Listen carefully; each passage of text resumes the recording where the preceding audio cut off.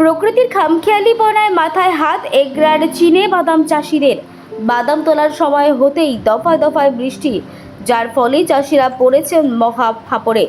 দফায় দফায় বৃষ্টি হওয়ার ফলে ব্যাপক ক্ষতি দেখা দিয়েছে চীনে বাদাম চাষে।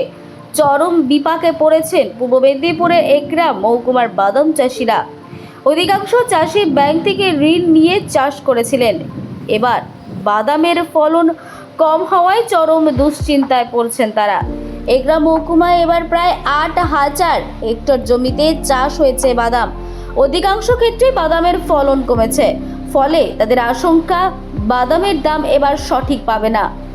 লোকসানের হাত থেকে বাঁচতে জমি থেকে জল বের করার ব্যবস্থায় হাত লাগিয়েছে চাষিরা, কিন্তু তাতেও কতটুকু বাঁচবে বাদাম গাছ, সেদিকেই চরম দুশ্চিন্তায় তারা।